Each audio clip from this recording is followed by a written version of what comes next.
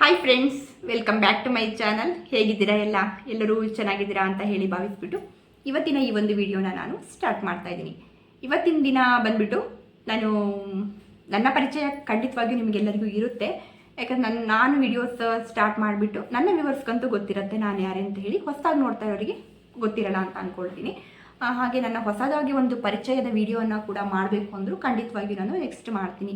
ಯಾಕಂದರೆ ಇನ್ನೂ ಎಷ್ಟೋ ಜನ ನನ್ನ ಹೊಸ ವ್ಯೂವರ್ಸ್ಗಳೇನಿದ್ದಾರೆ ಅವರಿಗೆ ಅಷ್ಟಾಗಿ ನನ್ನ ಬಗ್ಗೆ ಗೊತ್ತಿರೋದಿಲ್ಲ. ಹಾಗಾಗಿ ಅವ್ರಿಗೆ ನಾನು ಒಂದು ಹೊಸದಾಗಿ ಒಂದು ಪರಿಚಯದ ವಿಡಿಯೋನ ಖಂಡಿತವಾಗಿ ಮಾಡ್ತೀನಿ. ನಾನು ಯೂಟ್ಯೂಬ್ ಸ್ಟಾರ್ಟ್ ಮಾಡಿಬಿಟ್ಟು 5 ಇಯರ್ಸ್ ಆಯಿತು. ಇದ್ರ ಬಗ್ಗೆ ನಾನು ಯಾಕೆ ಹೇಳ್ತಾ ಇದ್ದೀನಿ ಅಂತಂದರೆ ಹೇಳ್ತೀನಿ ಅದ್ರ ಬಗ್ಗೆ ಯಾಕೆ ಹೇಳ್ತಾ ಇದ್ದೀನಿ ಅಂತ ಹೇಳ್ಬಿಟ್ಟು. ಒಂದು 5 ಇಯರ್ಸ್ ಇಂದ ನಾನು ಯೂಟ್ಯೂಬ್ ಮಾಡ್ತಾ ಇರೋವಂಥದ್ದು. 4 ಇಯರ್ಸ್ ಆಯಿತು ನಾನು ಅರ್ನಿಂಗ್ ಸ್ಟಾರ್ಟ್ ಮಾಡಿಬಿಟ್ಟು. ಬಟ್ ಆವಾಗ ನಮಗೆ ಒಂದು 4,000 ವಾಚಿಂಗ್ ಅವರ್ ಬೇಕಾಗ್ತಿತ್ತು, ಹಾಗೆ 1,000 ಸಬ್ಸ್ಕ್ರೈಬರ್ ಬೇಕಾಗ್ತಿತ್ತು. ಇವಾಗಲೂ ಕೂಡ ಅಷ್ಟೇ ಇರೋಂಥದ್ದು. ಆದರೆ ಜನವರಿಯಿಂದ ಈ ಒಂದು ರೂಲ್ಸ್ ಚೇಂಜ್ ಆಗ್ತಾ ಇದೆ.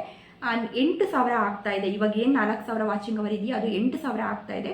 ಹಾಗಾಗಿ ನೀವು ಹೊಸದಾಗಿ ಯೂಟ್ಯೂಬ್ ಮಾಡ್ತಾ ಇರೋರು ಅಥವಾ ಈಗ ಯೂಟ್ಯೂಬ್ ಮಾಡ್ತಾ ಇದ್ದಾರೆ, ಇನ್ನೂ ಮಾನಿಟೈಸೇಷನ್ ಆಗಿಲ್ಲ ಅನ್ನೋದ್ರು ಖಂಡಿತವಾಗೂ ಬೇಗ ಮಾನಿಟೈಸೇಷನ್ ಮಾಡ್ಕೊಳ್ಳಿ, ವಾಚಿಂಗ್ ಅವರ್ನ ಬೇಗ ಮಾಡ್ಕೊಳ್ಳಿ, ಸಬ್ಸ್ಕ್ರೈಬರ್ನ ಬೇಗ ಮಾಡ್ಕೊಳ್ಳಿ. ಇನ್ನು ನೀವು ನಂತರ ಮಾಡ್ಕೊಳ್ತೀರಂದರೆ 8,000 ವಾಚಿಂಗ್ ಅವರ್ನ ಮಾಡ್ಕೋಬೇಕಾಗುತ್ತೆ. ಆಮೇಲೆ ತುಂಬಾ ಕಷ್ಟ ಇದೆ.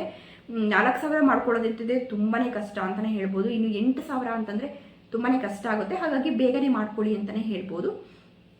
ಹಾಗೆ ನಾನು ಕೆಲವೊಂದು ಇನ್ನೇನಪ್ಪ ಅಂದರೆ ನಮಗೆ ಮುಂಚೆ ಎಲ್ಲ ಹಾಗೆ ನಮಗೆ ಸಪೋರ್ಟ್ ಕೂಡ ಯಾರೂ ಇರಲಿಲ್ಲ. ನನಗೆ 1 ವರ್ಷ ಬೇಕಾಯಿತು ನನಗೂ ಕೂಡ ಮಾನಿಟೈಸೇಷನ್ ಮಾಡ್ಕೊಳ್ಳಿಕ್ಕೆ.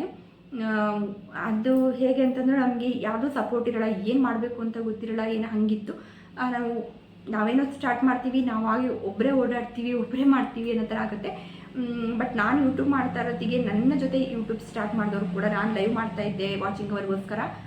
ಆ ಟೈಮಲ್ಲಿ ಕೂಡ ನನಗೆ ಎಲ್ಲರೂ ಹೇಳೋರು, ನೀವು ಇಷ್ಟು ಕಷ್ಟಪಡ್ತೀರಾ, ಲೈವ್ ಮಾಡ್ತೀರಾ, ಎಲ್ಲರೂ ಡೈಲಿ ಲೈವ್ ಮಾಡ್ತಾ ಇರ್ಲಿಕ್ಕೆ ಆಗ್ತಿರ್ಲಿಲ್ಲ ಅಂತ. ನಾನು ಡೈಲಿ ಲೈವ್ ಮಾಡ್ತಾ ಇದ್ದೆ, 2 ಅವರ್ ಲೈವ್ ಮಾಡ್ತಾ ಇದ್ದೆ.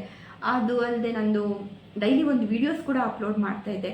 ಒಂದು ವಿಡಿಯೋ ಶೂಟ್ ಮಾಡಿಕೊಂಡು, ವಿಡಿಯೋ ಎಡಿಟಿಂಗ್ ಮಾಡಿಕೊಂಡು, ಆಮೇಲೆ ಲೈವ್ ಮಾಡಿಕೊಂಡು, ಮನೇಲಿ ಮನೆ ಕೆಲಸಗಳು, ಮಕ್ಕಳು ಅಂತ ಇದ್ದೇ ಇರುತ್ತಲ್ವ, ಅದನ್ನೆಲ್ಲ ಮಾಡೋದು ಡೈಲಿ ಮಾಡೋವಂಥದ್ದು ಇದು ನಿಜವಾಗ್ಲೂ ಸಾಧ್ಯ ಇಲ್ಲ, ತುಂಬಾ ಕಷ್ಟ ಆಗುತ್ತೆ. ಬಟ್ ನನಗೆ ಎಷ್ಟೆಷ್ಟೊತ್ತಿಗೋ ಟೈಮಲ್ಲಿ ಕೆಲಸಗಳಾಗ್ತಿತ್ತು, ಸರಿಯಾಗಿ ಕೆಲಸ ಮಾಡ್ಲಿಕ್ಕೆ ಆಗ್ತಿರ್ಲಿಲ್ಲ.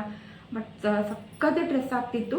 ಬಟ್ ಮಾಡಲೇಬೇಕು ಅನ್ನೋದೊಂದು ಹಠ ಇತ್ತು ನನಗೆ. ಎಷ್ಟೇ ಕಷ್ಟ ಆದರೂ ಪರವಾಗಿಲ್ಲ, ಇದನ್ನು ಸ್ಟಾರ್ಟ್ ಮಾಡಿದ್ದೀನಿ ಅಂತಂದರೆ ಹಿಂದೆ ತಿರುಗೋ ಮಾತಂತೂ ಇಲ್ಲ ಅಂದ್ಬಿಟ್ಟು ನಾನು ಏನನ್ನೇ ಮಾಡೋದಂತಾದರೂ ಕೂಡ ತಕ್ಷಣಕ್ಕೆ ಹೋಗಿ ಮಾಡೋದಿಲ್ಲ. ನಾನು ಇದು ಮಾಡಬೇಕು ಅಂತ ಯೋಚನೆ ಮಾಡಿಬಿಡಲ್ಲ. ನಾನು ಸುಮ್ಮನೆ ಇರ್ತೀನಿ, ಯಾರಾದರೂ ಮಾಡ್ಕೊಂಡು ಏನಾದ್ರು ಮಾಡ್ಕೊಂಡು ಅನ್ನೋ ಥರ ಸುಮ್ಮನೆ ಇರ್ತೀನಿ. ಬಟ್ ಯೋಚನೆ ಮಾಡ್ತಾ ಇರ್ತೀನಿ, ನನ್ನಿಂದ ಸಾಧ್ಯನಾ. ಒಂದು ಸಲ ನಾನು ಅಲ್ಲಿ ಹೆಜ್ಜೆ ಇಟ್ಟೆ ಅಂದರೆ ಮತ್ತೆ ಹಿಂತಿರುಗೋ ಮಾತೇ ಇಲ್ಲ. ಅದು ಎಷ್ಟೇ ಕಷ್ಟ ಆಗಲಿ ಕೂಡ ನನಗೆ ಮಾಡ್ಕೊಳ್ಳೇಬೇಕು, ಅದನ್ನು ಮಾಡಲೇಬೇಕು, ಇದ್ರಲ್ಲಿ ಹಿಂದೆ ತಿರುಗೋ ಮಾತೇ ಇಲ್ಲ ಅನ್ನೋದ್ರ. ಕಷ್ಟ ಆದರೂ ಪರವಾಗಿಲ್ಲ, ನಾನು ಏನನ್ನಾದ್ರು ಒಂದು ಸಲ ಹೆಜ್ಜೆ ಇಟ್ಟರೆ ಅದನ್ನು ಅಲ್ಲಿ ಡಿಸೈಡ್ ಮಾಡೇ ಹೆಜ್ಜೆ ಇಟ್ಟಿರ್ತೀನಿ. ಮತ್ತೆ ನಾನು ಹಿಂದೆ ಹೆಜ್ಜೆ ಇಡೋ ಮಾತೇ ಇರಲ್ಲ. ಅನಿಸ್ಬೋದು ಯಾವುದು ನಾನು ತೊಗೊಳ್ಳೋಂಥ ಕೆಲವೊಂದು ತುಂಬ ರಿಸ್ಕ್ ಅನ್ನೋಂಥದ್ದನ್ನೇ ತೊಗೊಳ್ತೀನಿ. ಅದು ಎಲ್ಲರಿಗೂ ತುಂಬ ಕಷ್ಟ ಅಂತ ಅನಿಸುತ್ತೆ, ಅಂಥದ್ದನ್ನೇ ತೊಗೊಳ್ಳೋದು ಜಾಸ್ತಿ ನಾನು. ಅದು ಏನೋ ಗೊತ್ತಿಲ್ಲ, ನನ್ನ ಲೈಫ್ ವಿಷಯದಲ್ಲಿ ಬಂದರೆ ನಾನು ಮುಂಚೆನೂ ಇವತ್ತಿನ ತನಕ ಹಾಗೇ ತುಂಬ ಈಸಿ ಆಗೋಂಥದ್ದನ್ನ ನಾನು ಮಾಡೋಕ್ಕೆ ಹೋಗಲ್ಲ. ಯಾಕಂತ ಗೊತ್ತಿಲ್ಲ, ಈಸಿ ಆಗೋಂಥದ್ರ ಬಗ್ಗೆ ನಾನು ಯೋಚನೆ ಮಾಡಲ್ಲ, ಸುಮ್ಮನೆ ಇರ್ತೀನಿ. ಎಲ್ಲರೂ ಮಾಡ್ತಾರೆ, ಇದು ಈಸಿ ಅಲ್ವಾ, ಮಾಡ್ಬೋದಲ್ಲ ಅಂತ ಅನ್ಸಿದ್ರು ನನ್ನ ಮನಸ್ಸಿಗೆ ಯಾಕೋ ಹೋಗಿರಲ್ಲ. ಇಲ್ಲ ತುಂಬ ಕಷ್ಟ ಅಂತ ಯಾವುದಿರುತ್ತೋ ಅದನ್ನ ಯಾಕೋ ನಾನು ತೊಗೊಂಡ್ಬಿಟ್ಟಿರ್ತೀನಿ. ಸ್ವಲ್ಪ ರಿಸ್ಕ್ ತೊಗೊಳ್ಳೋದು ಜಾಸ್ತಿ ಲೈಫಲ್ಲಿ. ಹಾಗೆ ಮಾಡಿದೆ. ಇವಾಗ ಯಾಕೆ ಹೇಳ್ತಾ ಇದ್ದೀನಿ ಅಂದರೆ 8,000 ವಾಚಿಂಗ್ ಅವರು ಅದರ ನಂತರ ಬೇಕು ಅಂತಂದರೆ ಈಗ ಯೂಟ್ಯೂಬ್ ಸ್ಟಾರ್ಟ್ ಮಾಡಿರುವಂಥ ನನ್ನ ಫ್ರೆಂಡ್ ಒಬ್ಬರಿದ್ದಾರೆ, ಅವರಿಗೆ ನಾನು ನಿಜವಾಗ್ಲೂ ಸಪೋರ್ಟ್ ಮಾಡಬೇಕು ಅಂತ ಹೇಳಿ ಯೋಚನೆ ಮಾಡಿಬಿಟ್ಟು ಈ ಒಂದು ವಿಡಿಯೋನ ಮಾಡಿರೋಂಥದ್ದು. ಲೈಫ್ ಜರ್ನಿ ವಿತ್ ಕಾಫಿ ಅಂತ ಹೇಳಿಬಿಟ್ಟು ಅವರ ಒಂದು ಚಾನಲ್ ನೇಮ್ ಬರುತ್ತೆ, ಸರ್ಚ್ ಮಾಡಿ. ನಾನು ಲಿಂಕನ್ನು ಕೂಡ ಕೊಟ್ಟಿರ್ತೀನಿ ಡಿಸ್ಕ್ರಿಪ್ಷನಲ್ಲಿ, ಹೋಗಿ ಚೆಕ್ ಮಾಡಿ. ಪ್ಲೀಸ್ ಸಪೋರ್ಟ್ ಮಾಡಿ.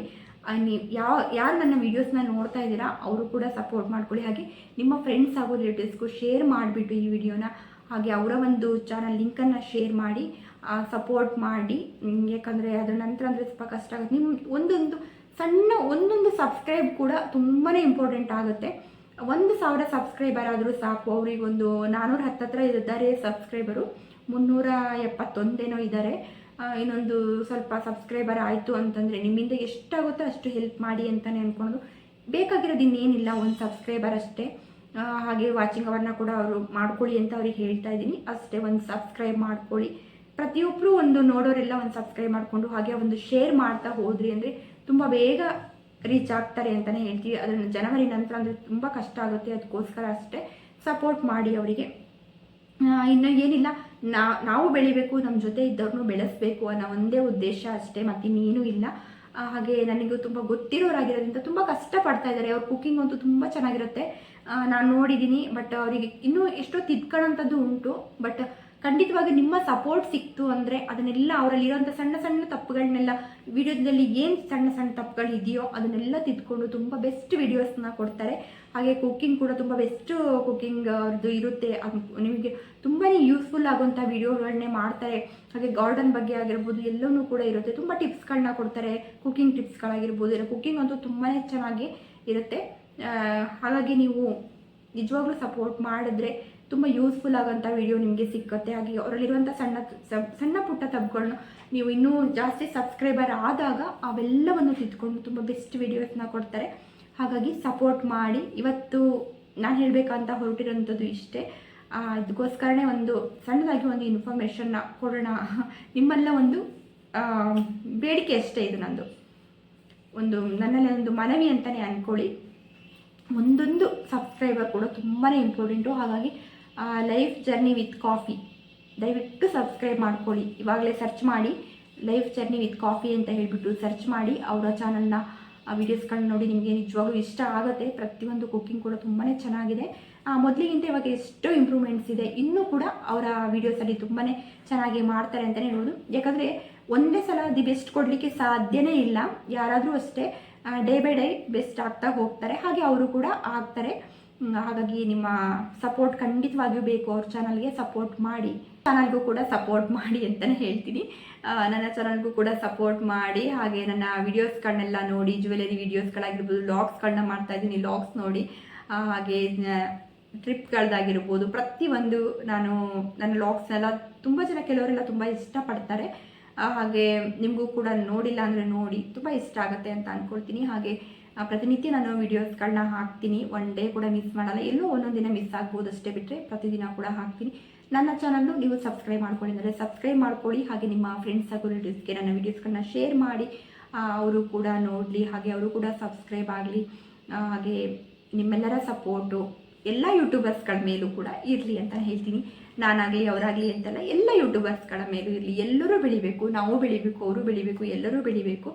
ಹಾಗಾಗಿ ಎಲ್ಲರ ಮೇಲೂ ಕೂಡ ನಿಮ್ಮ ಸಪೋರ್ಟ್ ಇರಲಿ. Thank you. ನೆಕ್ಸ್ಟ್ ವಿಡಿಯೋದಲ್ಲಿ ಮತ್ತೆ ಸಿಗೋಣ. ಬಾಯ್.